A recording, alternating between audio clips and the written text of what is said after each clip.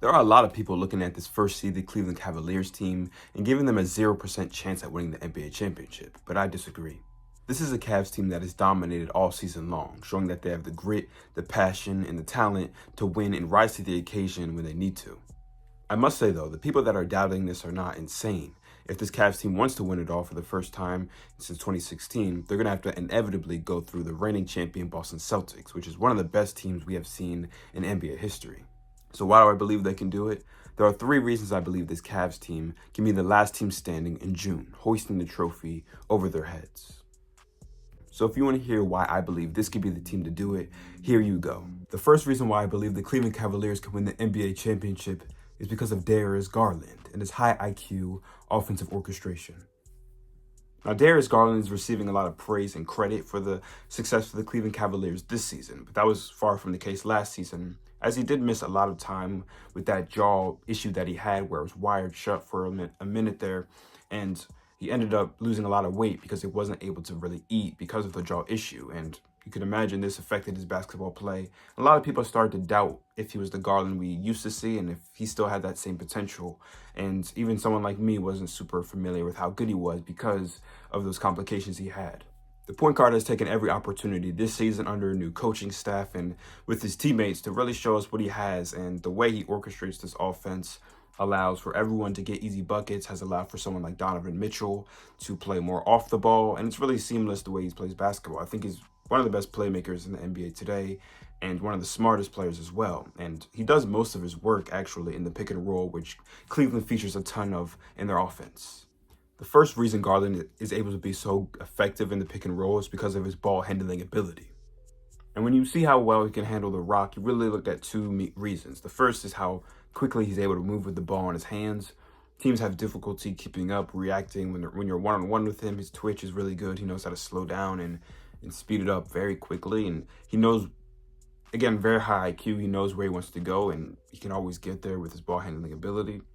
And second, it's his ball control. He has such control. Again, I say he can get wherever he wants to, and that's because it's like the ball is his puppet. He can control it as he wants, and it always listens to him. And when you have a handle like that, defenses react, or they try their best to, and they have no choice but to react to you and try to pounce on you. And when these defenses react to him, he has elite level vision. He's great at finding his bigs down low. You know, he's a good lob thrower. He's good at finding guys on the 3-point line with a vision like Garland's and with the handle. It's really difficult to stop him, and that's why he's such an efficient playmaker. Any high-level playmaker in the NBA has to be able to score the ball. If you can't score, if you're not a threat, the defense is not going to be scared of you. You're not dangerous in that way. They're not going to react. Defense is not going to collapse, and you're not going to get open looks for your teammates if all the attention is able to be, kind of focused elsewhere because, you're able to be left alone. Not the case with Garland. He's really a great scorer on multiple levels. One of the first shots he has in his bag is that floater. And for really any player, but especially for this type of pick and roll point guard, having that float in your bag is so valuable. When a defense can't come up too high because you know how to throw that lob, you know how to dump it down to Mobley or Jarrett Allen, but they also have to come up because that floater, Garland will kill you with it all day. And he's really a good finisher around the basket overall. Again, very crafty, knows how to get to where he wants to get to, knows how to fake out guys. So that floater in his bag is something he goes to very often. And this is another thing that the defense has to think about and be prepared for unless they just want to get burned. Another thing you would look at with Garland as a scorer is his ability to shoot pull-up 3-point shots. Again, huge for pick and roll guards or just pick and roll ball handlers overall. When you can come off a screen in a pick and roll setting and just pull up off of it. Again, you see a lot of teams play drop, and a guy like Garland will punish you for it, which is a very difficult shot to be that consistent and efficient with. You really start just continue to see how valuable he is and how skillful he is and how many things he forces you to think about. His quick handle, his floater, his pull-up 3-point shot. That pick and roll is really just, it's easy money for the Cavs because Garland is just so smart and so talented. Speaking even more to DG's high IQ play is the fact that the ball doesn't stick to his hands unless it needs to. Meaning he just knows exactly how long to hold onto the ball every possession, whether it's a little bit longer to get a certain window open, to pass to one of the bigs or a certain 3-point shot, or whether that's giving it up right away because the window's right there. Really high IQ, knowing exactly what to do every play. The ball doesn't stick with him, very unselfish, but again, unless it needs to. He knows how to hold on to it for a little bit longer to get the look that he sees, but not as clearly as he needs to just yet. So overall with Garland, I see his elite ball control and ball speed, high IQ, diverse scoring ability, and just quick twitch and fast mind overall as one of the leading reasons I think this Cleveland team can win the championship. I know that a lot of teams have a lot of good players. You're probably thinking a lot of players or a lot of teams that are contenders, that are good teams that are better than Darius Garland, but I don't know how many guys can run the pick and roll, which is so valuable in the half court, especially in a playoff setting when half court, creation is so important. I don't know how many guys are better than Garland in the league at that pick and roll ball handling ability, and he's showcasing it this year almost flawlessly. The second reason I believe the Cleveland Cavaliers can win the NBA championship is because of the extreme utility that they get from both their big men, Jarrett Allen and Evan Mobley. First up, I want to talk about what these guys provide offensively as scorers and scoring options. First, we can talk about Jarrett Allen and everything he provides as a scorer. And for him, I really look at three different categories to why he's so huge for this Cleveland offense. And first, we could look at his role as a pick and roll screener and roller.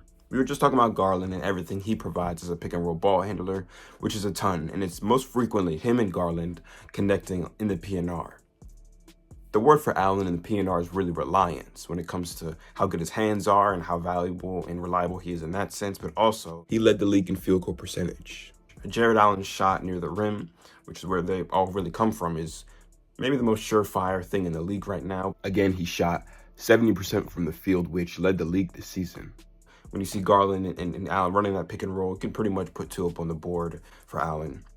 He has a really good touch, a really good floater, and overall, he can catch lobs. Again, Garland, great lob thrower, and overall, Allen you can count on him to go score it down low. Secondly, for JA, I'm looking at his willingness to run in transition. We know how valuable gravity is in basketball. We think about three-point shooting gravity, the epitome of that being Steph Curry, how much attention he demands. That's true for all aggressive and intentional movements when it comes to an offensive player. When you have a big man that's running hard in transition, you have to collapse on that. A lot of teams don't. A lot of teams aren't willing to run back when you have a very unselfish team like the Cleveland Cavaliers and guys that run hard in transition like Jarrett Allen. Again, another reason why he's so efficient and why he's so valuable for this team. Third, for Allen, I would point to his footwork. So far, we've talked about how valuable he is as a recipient of these passes and how he scores on mainly assisted buckets, again, in the pick and roll with Garland, and in transition, how hard he runs, but he's also able to create his own shot. Mainly, we see this in the post. And again, that's when we talk about his footwork. Going over his shoulders with the hook shot mainly, again, really good touch. And this is the third way he really shows a lot of value. So yes, most of his buckets are spoon-fed, not in a bad way. Again, just a lot of good playmakers on this team, a lot of unselfish guys. But when he gets his back to the basket, maybe shot clock's running down. Maybe there's not a super open, clean look right away that's immediately available. He's also able to work a little bit harder for a bucket and create his own shot, mainly with his really, really, really good footwork. Now, those are the three with Allen. Now, moving on to the other really elite big man, all-star this season, Evan Mobley. He's huge for this team as well. And this season, we've really seen a really big jump from Mobley again. First all-star appearance for the big man. Last season, there was a lot of questions with Mobley, and people were questioning potentially his future, next to another big man like Allen, and if he can improve offensively, what is his offensive ceiling? Is he really just gonna be a defensive guy? But this season, we've seen increased confidence and increased skill with Mobley, and he's taken the challenge. So for Mob, I will also look at about 3 to 4 reasons and things I really point to for his real ability as an offensive player, and again, his extreme utility. First off, and probably the biggest reason he's been able to be so much more productive on the offensive end this year is his increased confidence to put the ball on the floor. When you look at basketball in the NBA, when you differentiate between star players and role players, I think the biggest differentiator of that is shot creation. And are guys catch and shoot guys? Are they purely offensive, around the rim type finisher, big men? Can they create their own shot? We just talked about with Jarrett Allen, how he's able to do that. And when you become better and better and better at creating your own offense and become a reliable option, I think that's when you really start to fall more into that star category. And that's what Mobley's increased ability to put the ball on the floor has really opened up for him. A real ability to create his own shot at will this season. So first, that ability to put the ball on the floor leads into the second reason he's so good offensively this season is because he's been owning his physicality and been owning the paint. And I really look at three reasons Mobley's been able to dominate in the paint and own the paint in the way that he has all season long. Number one, I look at his footwork. He's had great footwork this season on these drives and being able to spin off his feet, corkscrew off the pivot and things like that. And he's found a lot of success with his footwork, finding his shot. Secondly, I look at his patience. He hasn't rushed. He's taken as much time as he has needed in order to get the shot that's going to give his team the best chance to put points up on the board, which is great to see. Really high IQ in that regard. A lot of self-control, which is a great progression in his game. And lastly, it's just overall relentlessness. When he's wanted and decided he's going to go score the ball in the paint this year, largely he's been able to, without a lot of success from defenders being able to knock him off the spot and stop him from that. Another huge transformation, again, in a very transformative season for this type of player in Mobley, has been his increased willingness to shoot the three-point shot. Last season, he was 37% from three, which is really good for a big man. And this season, he's around the same percentage, so percentage-wise, it hasn't been that different, but the difference has been in his frequency. He's taking around 2 more a game, and we know how valuable three-point shooting is in this current NBA. I don't need to explain that. And when you shoot more threes and you're still hitting them at a pretty good clip, especially for a big man, we all know how big that is for an offense. Now that we've talked about what these two big men provide offensively, we can talk about what they do on the defensive side of the ball, which is led by Evan Mobley, our Defensive Player of the Year this season. Everything Evan Mobley is able to do and everything he's able to be on the defensive side of the ball really comes from his length. If it's a shot at the rim from the opposing team, he's able to bother them and get a hand up. And pretty much always teams that do try to challenge him, maybe it's late shot clock, they have no choice. They're gonna have to alter their shots, try to switch hands, try to shoot it with a lot of arc to get it over the top of Mobley. And when he's as long as he is, that's where a lot of that value comes from. He can move his feet pretty well, so if he has to switch into some sort of perimeter player that's a little bit quicker, he can do that. And a lot of what makes up for maybe if there's a little bit of a lack of foot speed compared to the offensive players, the fact that his arms are so long, and he's going to be able to get a good contest regardless of where he's at. He can't move his feet well though, so that combination of moving his feet well with the length for these on-ball players is just it's very disastrous for them. The word is bothersome. He was probably the most bothersome defender this entire season. And again, he blows up what you try to do, what you try to end your play with. And that length just helps him so much. And I know his team has so much trust in him because he's such a fantastic defender. And he's able to cover so much ground because of his length. And if you want to be good defensively, like the Cavs have been, that cohesion and that trust is everything. And Mobley might be the most trusted guy in the league on the defensive side of the ball. Overall, Mobley's able to cover so much of the court because of this length, and teams may have an open shot, or they think they do. They may think they have some place on the court that has an opening, but if Mobley comes over there, he's going to be able to bother you regardless. Playing next to Jarrett Allen, that's part of the reason why the Cavs have been a good defensive team this year, because he can also protect the rim. He also is able to clean up a lot of stuff. And that combination between these two defensively is really hard for a lot of teams to play through. And, Mobley spearheads this Cleveland defense, and it gets real scary when he's on the court.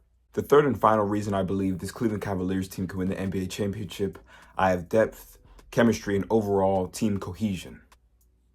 This Cleveland team really has some of the best depth in the NBA, and it's one of the leading reasons they were able to be the first seed in the East throughout really the entirety of the season this year. And it's because they have so many great role players that they can go to and provide a lot of what a lot of these starters provide.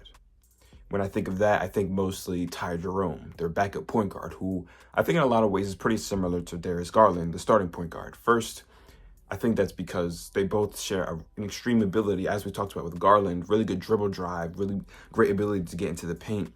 Every time Ty Jerome touches the ball and initiates the offense, it seems like he's able to do just the same thing, get into the paint and finish really well, and a lot of times in some creative ways. You also look at Ty Jerome's ability to shoot the floater, which again, Garland has that in his game down pat. Also, pull-up three-point shooting. Ty Jerome can come off the screen. He was 43% from three this year. He can shoot the pull-up three, better than a lot of guys in the NBA that you consider all-star, superstar level players. Running the pick and roll, again, Cleveland features so much of that in their offense, and they don't have to go away from that or try some different action with Jerome as the backup one. He's able to run it just like Garland can. And a high IQ play, which is such a defining trait for Garland, is also shows up in Ty Jerome. So when you have Ty Jerome on the court, you can run a lot of the same stuff, and he just provides so much value as an overall offensive generator at the backup point guard position. Secondly, I would look at a guy like DeAndre Hunter, who is a middle of the season trade deadline, I believe, acquisition for the Cleveland team. A team that was already the first seed, a team that looked like they were going to continue to be the first seed. When they added DeAndre Hunter, that was just an insane pickup because in Atlanta, he was averaging 19, 20 points per game. And adding that to a team that's already the number one seed in the East was just in a lot of ways seemed like overkill. And he's been killing in Cleveland really the same way.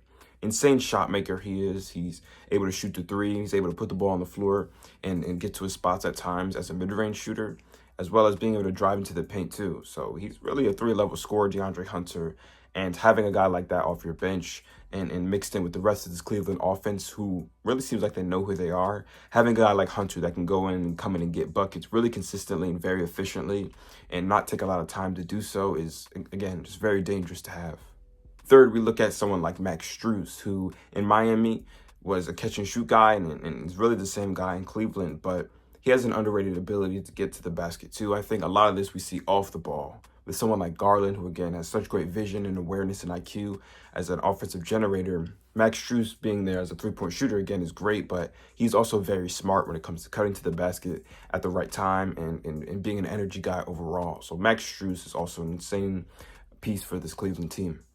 Other valuable role players for this Cavs team include guys like Dean Wade, Sam Merrill, and Isaac Okoro. For Dean Wade, I hear a lot of Cavs fans rave about his defense and his switchability, and that's so valuable in this sort of playoff setting with a lot of wings and guards and just players overall that really rise in this sort of playoff setting and are trying their hardest that they've been trying all year to go score it. You've got a guy like Dean Wade and disrupt some of these best player in the world type of players. That's so valuable. His issue has been inability to stay on the court, but if he's on the court, he's also a pretty decent floor spacer. That's huge for this Cavs team. It just gives them even more depth. For Sam Merrill, he's also mainly a floor spacer on the offensive end, but he's also a guy I think of when I speak about cohesion and chemistry overall, because he has a nice ability to muck things up defensively as well. And then Isaac Okoro for this Cavs team is really throughout the last number of years. You point to other guys now, but he's been kind of a defensive stopper sort of player and not a bad floor spacer either. So these are also role players amongst others that, again, give a lot of depth to this Cleveland team and guys that you're really going to need to rely on if you want to win a championship. DG's high IQ offensive orchestration, the extreme utility the squad gets from their big men, and their overall team depth, team cohesion, and chemistry is why I believe this could be the team to do it this season. But you have heard enough from me. I want to hear from you guys in the comment section. What team do you think can do it? Is this Cavs team as good as they say they are? And what do you think about this NBA playoffs so far? Thank you all for watching. This has been Rashad with Hoops Times 2. Hit the subscribe button if you want to see more content like this. Hit the like button if you enjoyed this video. On TikTok, I will continue to be doing my post-game reviews of NBA playoffs this season. So if you want to see that, go check that out in the description. Thank you all for watching. I'll see you all next time. Peace out.